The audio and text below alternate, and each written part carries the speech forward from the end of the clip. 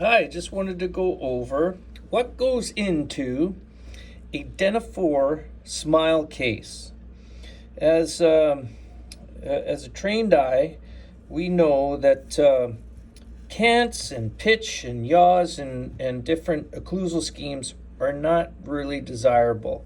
This patient has quite a significant cant and a pitch issue, which is basically shows the relationship in space the maxilla is displaying, okay? Either, in this case, an undesirable smile line. I'm going to show you this here also with the patient that we have a nice picture of to show that emulates exactly what's in the mounted on the Aculiner as well.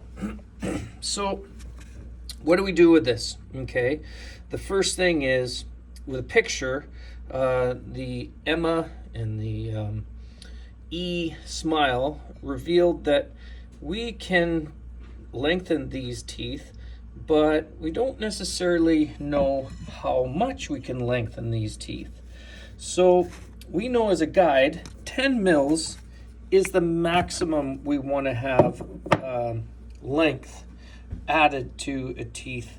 And I'm just going to show quickly here what the horizontal plane is revealing when we HIP mount a case such as this. So HIP mount stands for hamular notch incisive papilla. And you're going to see in this specific situation where the notch or the incisive papilla is very clear, and so are the notches. And 85% of the time, this will reveal what the patient, what you'll see on the actual patient itself too. And this HIP is a very accurate occlusal plane to restore to, but we can clearly see that this is where I was talking about the pitch. You can see how steep the pitch is.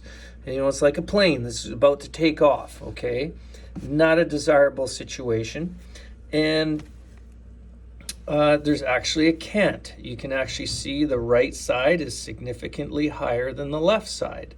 So when we restore smiles, we want to make sure the patient, when they invest in improving aesthetics, that they also improve function. And what does that function mean? That we engineer the maxillary plane to complement the condylar eminence.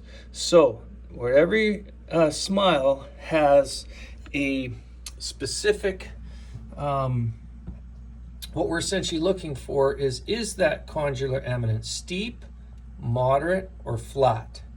Because if we have a flat eminence, we cannot have a steep overbite. If you do, teeth will break. Okay, so where I'm going on this is we're setting the goalposts of essentially how long we can make her central. Now, I would love to make this central down to the table, but that is clearly aesthetically not going to be acceptable.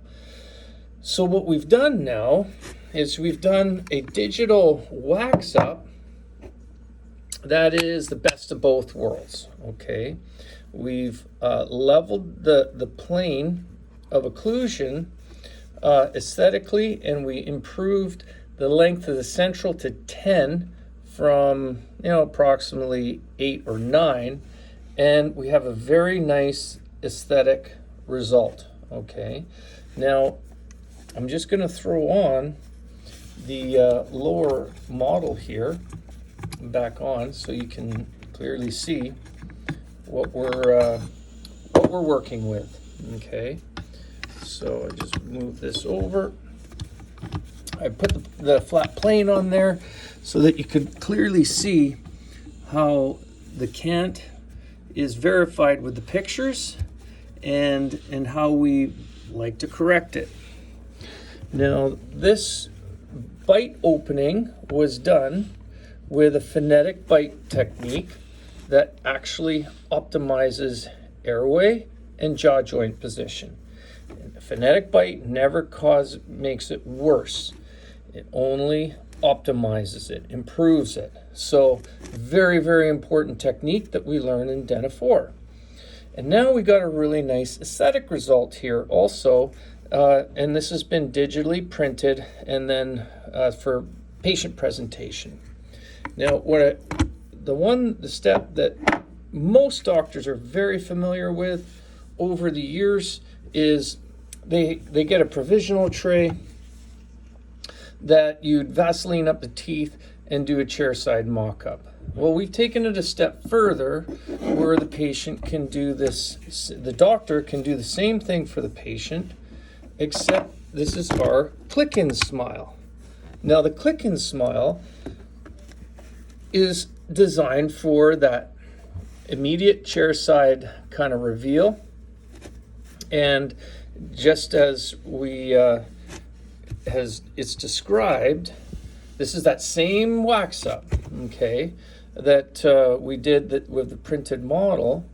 These pieces just literally come in and out for that patient reveal of not just the fit and the occlusion, but the aesthetic approval.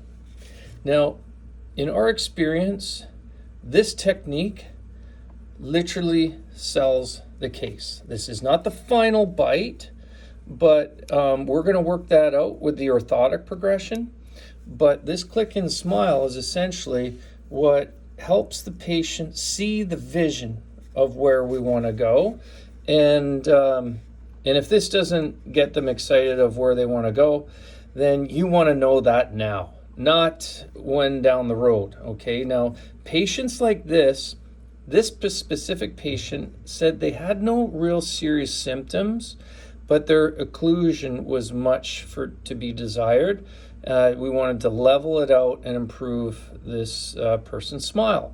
So this gives a beautiful opportunity to get a nice kind of like a B1, more golden proportion smile. Is this perfect? No. But at the end of the day, this gets the patient in the goalposts of saying yes, which is ultimately what we want to do to help patients, to help them out, not just put teeth in there, but to help them out with their health issues also, dental health. So now, next I wanted to show from that same bite, what we have made is what's called an anterior deprogrammer with a ramp. And this is a little thicker than a normal Essex material. This is printed, it's a little more robust. Now, the idea is this is at that same bite position. And as you can see, this does not allow the mandible to fall back. It can only slide around. And this Essex is primarily there, so there's no tooth movement with this in place. Okay, for all the doctors that heard about NTIs and how you got intrusion of teeth and all that stuff, this is not happening with this nighttime positioning appliance. Now, what makes this the nighttime one is basically this ramp prevents the mandible from falling back. This anterior table is essentially preventing or shutting off the masseter with no posterior occlusion, shutting the masseter and temporalis off, and essentially helping the patient sleep better without tight muscles and sore muscles in the morning. And this does optimize airway, but it is not a sleep appliance. I want to be perfectly clear of that. And it also brings the jaw joint, as you can appreciate from here, it brings the jaw joint down and slightly forward from its pre-existing CO. So these are very, very important for the nighttime. Now, during the day, this patient will wear this demand appliance. It's the same position, same vertical, but now the patient will chew and eat with this specific appliance, okay? during the day. And it's very important they wear it all the time. This is during the day, the other one by night. Then we will find a repeatable position that will support that beautiful wax up that we've done. And these are very key points because we hear all the time doctors challenged with patients after they've done cosmetic dentistry that the patients have these other symptoms or issues, occlusal, or just call it TMD or sleep issues. These are very important to iron this out before you get restoring, okay? So in any event, this is the way we test drive a bite, show the patient, number one, what this could look like. We straighten out, and I'll do this one other exercise to show how we have improved this. Yeah, here, I'll just put the table back on, and you can see again how we have improved the golden proportions and the cant that was a major aesthetic issue for this patient. So if I go down here and you just lower this to the table, you will see the significant cant on this and the pitch problem. We've improved the pitch. It's not perfect, but it for all intents purposes, it's really, really improved, and the aesthetic value is going to be out of this world. Okay, so we got equal forces balanced on both sides. As I said, the pitch is not quite ideal like we'd like it to, but this is beyond the scope of let's just call it cosmetic dentistry, unless you start going into ortho and other types of things, which the patient has refused.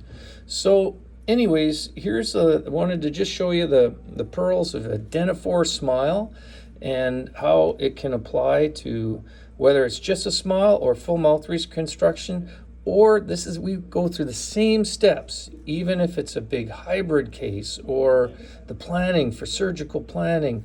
Our goal is to make sure that, with this process, we almost always save bone and improve, improve with our VDOs, they also improve the jaw joint health and almost always improve airway. So anyways, thank you again and hope this was helpful. Please call me if you have any questions. I'd love to coach you through this. Thank you.